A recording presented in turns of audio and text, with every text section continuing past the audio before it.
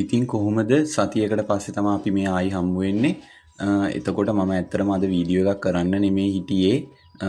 ඒත් මට හිතුණා ඊට පස්සේ කමන්නෑ දාන්න ඕනේ කියලා. ඇත්තටම මේ අද ඉරිදා දැන් මේ පැය 4කට වගේ කලින් තමයි මම මේක රෙකෝඩ් කරගත්තේ.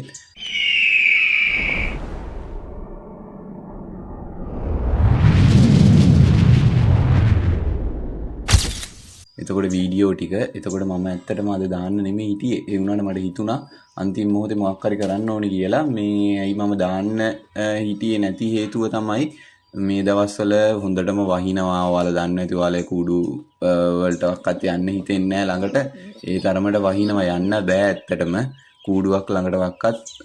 ඉතින් වහින නිසා මම ඇත්තට මේ සතියේ වීඩියෝ එකක් දාන්න නෙමෙයි හිටියේ. ඒත් අද උදේ ඉඳන් පොඩ්ඩක් අවුව තිබ්බා.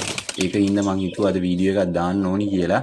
ඉතින් මම පොඩි වීඩියෝ එකක් හරි ගේන්න කියලා හිතාගෙන තමයි අද මේ වැඩේට බැස්සේ. ඉතින් අද මම ඔයාලට පොඩි දේවල් කිහිපයක් ගැන තමයි කතා කරන්න හිතුවේ.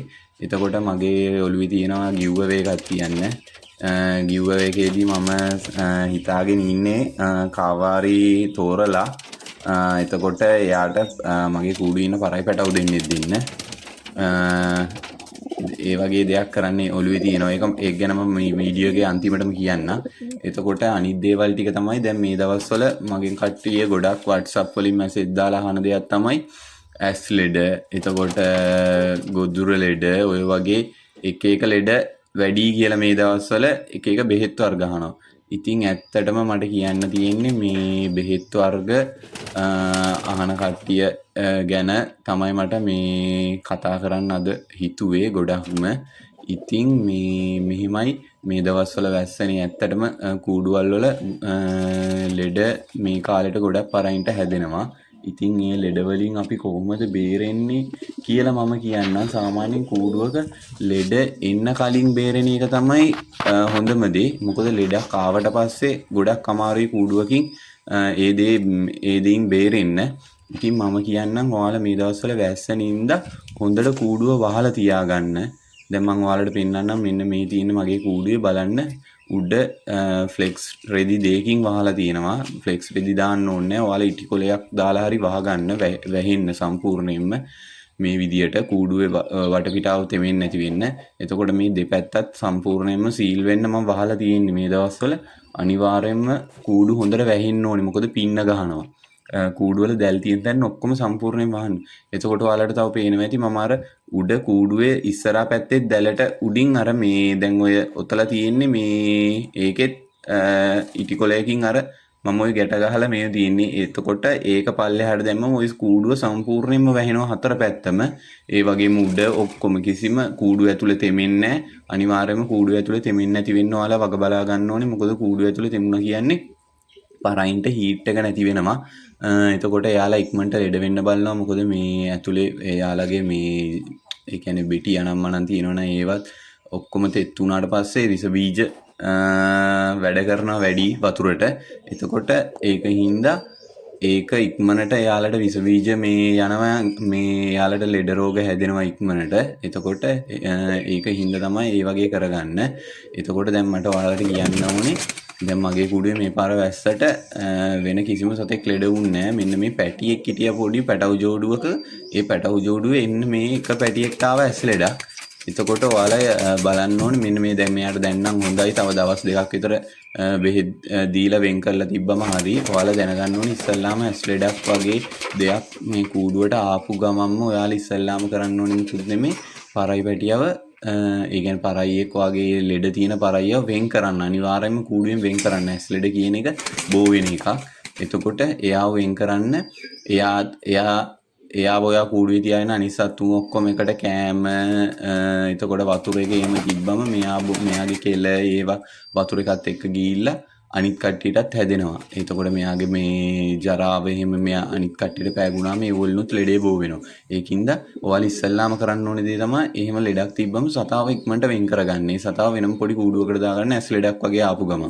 ඊට පස්සේ මෙයාට ඔයා වෙනම ට්‍රීට්මන්ට් කරන්න ඕනේ. මම අද බෙහෙත් ගැන නම් ලොකුවට කතා කරන්නේ නැහැ. මම ලෙඩක් එන්න ඉස්සෙල්ලා ආරක්ෂා වෙන විදිය තමයි කතා කරන්නේ.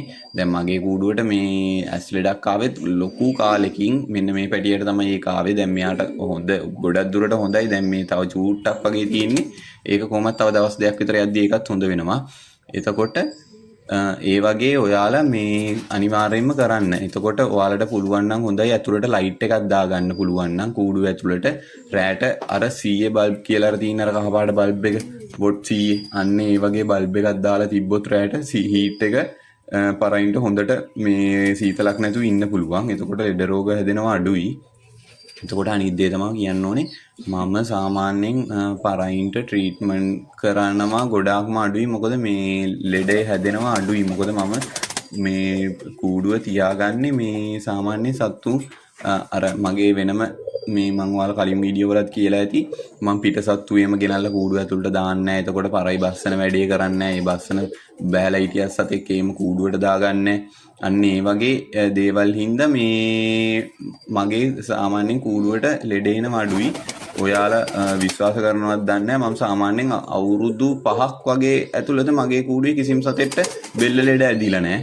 එතකොට බෙල්ල ලෙඩක් වගේ ඔය අපි බෙල්ල ලෙඩ කියන්නේ අන්න ඒ වගේ ලෙඩ ඇවිල්ලම නැහැ. සාමාන්‍යයෙන් ඇවිල්ලා තියෙන්නේ ඔය පොඩ්ඩක් දියරට බෙටි යන වගේ දේවල්. එතකොට මේක මේ ළඟදී ආපු ඇස් ලෙඩක්. ඔය මේ හිට ඔය අවුරුදු ගානට වෙලා තියෙන කටු ලෙඩක්. අන්න ඔය වගේ ලෙඩවල් ඇරෙන්න ඔය පොඩ්ඩක් මේසෙම ලෙඩක් ඇවිල්ලා ඒ වගේ ඇරෙන්න කිසිම ලෙඩක් නැහැ. ඒක හින්දා අර ඔයාලත් ඒ විදියට කූඩුව තියාගත්තොත් ඔය බෙල්ල ලෙඩ කියන එකට බය වෙන්න ඕනේ නැහැ. මොකද බෙල්ල ලෙඩක් ඇවිල්ලාම නැහැ මගේ කූඩුවේ. මොකද අපි මොකක් හරි ලෙඩක් ආපු ගමන් මුලින්ම ට්‍රීට්මන්ට් කරන්න පටන් ගත්තොත් බෙල්ල ලෙඩේ එන්න කලින් ඒ දේවල් ඔක්කොම නතර කරගන්න පුළුවන්. එතකොට අනිත් දේ තමයි දැන් ඔයාලා සත්තු හදද්දි මේ ඒ කියන්නේ ඔයාලා එක ලෙඩක් ආවට පස්සේ එක බෙහෙත් ගෙනල්ලා කඩෙන් දෙනවනේ. දැන් තව එක්කෙනෙක් කියන බෙහෙතක් කාලා දෙනවා. ඊට පස්සේ එයා ඒකට දවස් දෙකක් ඇල්ලුවේ නැත්නම් තව කෙනෙක් කියනවා බෙහෙතක්. අන්න එහෙම දෙන්න එපා බෙහෙත් එක බෙහෙත් ගෙනල්ලා. මොකද එයාගේ මේ වකුගඩු සවුත්තු වෙනවා. අපි එක බෙහෙත් දීලා මේ මොකද මේ පරයින්ට ඒවා සැරයි. ඇත්තටම මේ එයාලට මේ අල්ලන්නේ නැහැ. මේ ගොඩක් එක බෙහෙත් කලවම් වුණාම එයාලගේ ඇඟට විසයි යෝග. එතකොට මේ සමහරලාකට සතා මැරෙනවා බෙහෙත් නිසාම. ඒක හින්දා සාමාන්‍යයෙන් එක බෙහෙතක් ට්‍රීට්මන්ට් එකක් කරනවනේ ඒක සතියක් වක්වත් කරලා බලන්න හරියනවද කියලා. මේ ඊට පස්සේ ඔයා එකපාරට තව බෙහෙතක් ගෙනත් දෙන්න එපා. සතාට ටිකක් ඉන්න දෙන්න. මේ දවස් දෙකක් වක්වත් අර එක දිගට බෙහෙත් දුන්නමත් සත්තු මැරෙනවා. දැන් ඒ වගේ තමයි. දැන් මට මතකයි මම ඉස්සර බෙල්ල ලෙඩ තියෙද්දි දැන් අවුරුදු 6-7කට කලින් මම කොච්චර ට්‍රීට්මන්ට් කරත් මේ අර 100% සාර්ථක වෙන්නේ නැහැ. ඉතින් අපි එක ඒවා කරනවනේ. දැන් සත්තු 10කට බේත් කරොත් කොහමද සත්තු 7ක් වගේ කොට දාගන්න පුළුවන්. 3 දෙනෙක් මැරෙනවා අන්න ඔය වගේ. ඒ වුණාට සමහර සතුන්ට බෙල්ල ලෙඩ ඇදුනම ඔළුව උස්සනවා. ඔළුව ඉස්සුවට එයාලා මේ අර සමහර සතුන්ගේ බෙල්ල ඇදේක එහෙම තියෙනවා. ඒ කියන්නේ සතාට හොඳ වෙනවට බෙල්ල ඇදගතිය තියෙනවා. මට මතකයි මම අවුරුදු 4කට විතර කලින් මට බෙහෙතක් හම්බ වුණා. මට ඒ බෙහෙතේ නම මතක නැහැ. එතකොට මම ඒක බෙහෙත ගත්ත වැල්ලම්පිටියේ නිසාම් අයියා කඩෙන් පෙට් ෂොප් එකෙන්. එතකොට නිසාම් අයියා මට දුන්නා මේ පරයියෙක්ට මේ බෙල්ල ලෙඩ හැදුනම අවුරුදු මට මතක විදිහට දැන් 5කට වගේ කලින්. හරිද? එතකොට මේ ඒක එයා තමයි මට මතක විදිහට අන්තිමට මගේ කූඩුවට බෙල්ල ලෙඩ හැදිච්ච පරවියා. එතකොට එයාට මට බෙහෙතක් හම්බ වුණා. මේ පොඩි කරලක් හම්බ වුණා. මේ කරලක් නෙමෙයි පෙත්තක්. ඔව් පෙත්තක් හම්බ වුණා. ඒ පෙත්ත මේ දෙන්න කිව්වා. කොහොම හරි මම ගෙනල්ලා දුන්නම ඇත්තටම මේ ඒ පෙත්ත දෙන්න ඕනේ සාමාන්‍යයෙන් පරයියට බෙල්ල ලෙඩ ඇවිල්ලා සතියක් වක්වත් යන්න කලින්. අපි අඳුරගත්ත ගාම දෙන්න ඕනේ ගෙනල්ලා. එතකොට ඒ පෙත්ත දුන්න ගමන් සතාට හොඳ වෙනවා. සාමාන්‍යයෙන් දවස් 3ක් වගේ මම දුන්නේ. ඒ දවස් 3 ඇතුළත සතා බෙල්ල සම්පූර්ණයෙන්ම කෙලින් කරාම සතා සම්පූර්ණයෙන් සනීප වුණා. අන්න මේ ඒ වගේ බෙහෙත් තිබ්බා. ඉතින් මට මතක නැහැ දැන් මේක මේ මට මතක නැහැ දැන් ගොඩක් කල්ලි හින්දා ඒ බෙහෙත ඊට පස්සේ මම මේ අපේ යාළුවන්ගේ සත්තුන්ට හැදුනම මේක බලන්න ගියා මේ බෙහෙත ආයි ආවෙත් නැහැ කිව්වා. ඒ කියන්නේ ඊට පස්සේ තිබ්බෙත් නැහැ කාලයක් යනකම්.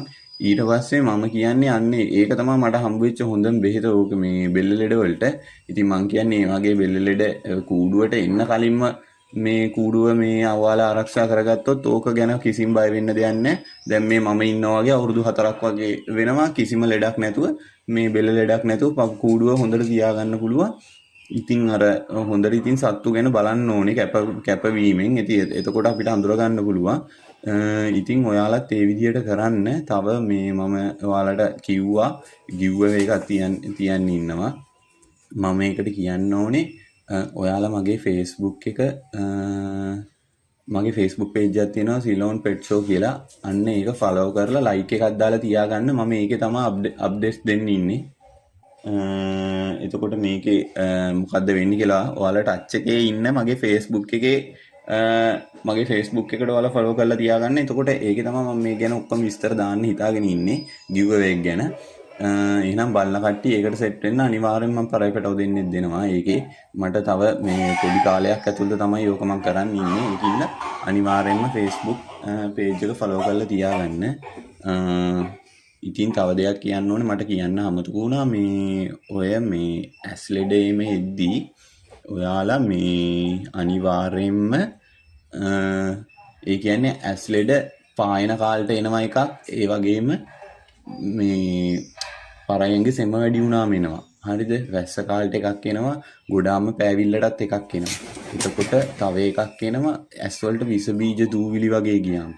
එතකොට ඒක හින්දා ඔයාලා ඒ එන එක අනිවාර්යයෙන්ම ඇස් ලෙඩ එක මොකට ආපු එකක්ද කියලා අඳුර ගන්න ඕනේ. සාමාන්‍ය මේ සෙමට එන ඇස් ලෙඩ නම් පරයියට සෙම ගතිය, නහයවල් වලින් දියර ගතිය, එතකොට ගොදුර හරිය ඇල්ලුවම පොඩි මේ අර සද්දයක් එනවා. පොඩි ඒක පරයි හදන කට්ටියට තේරෙනවා කිව්වම. ඊට පස්සේ ඉතින් ඒ වගේ දේවල් වලින් අඳුර ගන්න පුළුවන් මේක ඇවිල්ලා තියෙන සෙමට කියලා. එතකොට ඔයාලා කරන්න ඕනේ සෙමට බෙහෙත් දෙන එක. ඇත්තටම ඇස් වලට බෙහෙත් දුන්නා ඇස් වලට බෙහෙත් ඩ්‍රොප් අයි ඩ්‍රොප් දැම්ම දාන එක හොඳයි. අයි ඩ්‍රොප් දැම්මට ඒකෙන් කෙලින්ම ඇඟෙන් මේ ලෙඩේ අයින් වෙලාම යන්නේ නැහැ. උනාට අපි ඒකට ඇඟටත් මේ බෙහෙතක් දෙන්න ඕනේ. ඇඟට බෙහෙතක් දුන්නම තමයි ඇඟෙන් විස බීජේ යන්නේ. එතකොට ඔය සෙම හොඳ කරාම නිකම්ම ඇස් ලෙඩ හොඳ වෙනවා.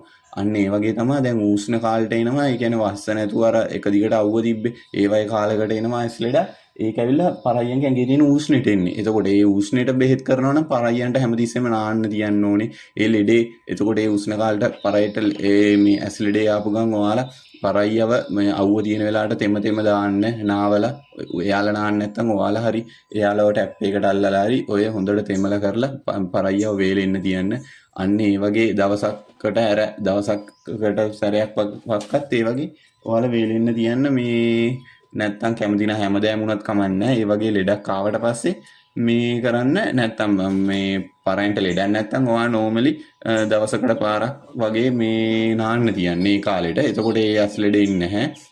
එතකොට තව අයි ඩ්‍රොප් දාන්න සාමාන්‍යයෙන් ওই විස බීජ ගොඩක් කියන්නේ. ඒ කියන්නේ කූඩුවල් වල දූවිලි වගේ දේවල් ඔය එක එක ඩස්ට් එකට අන්න ඒ වගේ දේවල් වලට ඉදිමිලා මේ විස බීජයක් මොකක් හරි ඇතුළට ගියාම අන්න ඒ වලට නම් සාර්ථකයි අයි ඩ්‍රොප් එක දාන එක. අන්න ඒ වගේ ඔයාලා ඉස්සෙල්ලාම අඳුරගන්න මොකද්ද ඇත්තටම මේ ලෙඩේ කියලා, මොකක්ින්දද ආවි කියලා. නැත්තම් අර ඇහැට විතරක් අර කඳුළු වෙන එකට බෙහෙත් කරා කියලා මේ ඕක හොඳ වෙන්නේ සමහර අය ටෙක්සසයික්ලින් කරලක් අරන් ඇහැට හලනවා. ඇත්තට මේක මේ ඒක මෝඩ වැඩක්. ඇත්තටම මේ ඒකට මේ හොඳ වෙන්නේ නැහැ මේ ඇහැට හැලුවා කියලා. මේ ඒකට සමහර සතුන්ගේ මම දැනුවත්ව මේ සමහර කූඩුවල සතුන්ගේ ඇහැ හිටන් මේ සවුත්තු වෙලා තියෙනවා. ඒ කියන්නේ ඇහැයිම ගන්නම දෙයක් නැහැ. සතාගේ ඈ ඇතුළට ගිහිල්ලා සවුත්තුම් වෙලා තියෙන ඒ වගේ මෝඩ වැඩ කරලා සමහර කට්ටිය. අර ඒක හින්දා ඔයාලා හැමතිස්සෙම බලන්න ඇඟ ඇතුළට බෙහෙතක් කරන්න. එතකොට නිකම්ම මේ ඇස් ඒවා හොඳ වෙනවා ඇස් ලෙඩ වගේ දේවල්. ඉතින් මට කියන්න තිබ්බේ ওই ටික තමයි අද වීඩියෝ එකෙන් මේ හදිසිය කරපු වීඩියෝ එකක්. ඉතින් ඔයාලට මම කියන්නේ අන්තිම පාරට giveaway එකක් තියෙනවා. ඒකට කට්ටිය සෙට් වෙන්න මගේ Facebook එක එහෙම වුණොත් follow කරලා තියාගන්න. මම මේකේ අනිවාර්යෙන් විස්තර දාන්නම් post වලින්. එහෙනම් කට්ටියටම ජය වේවා.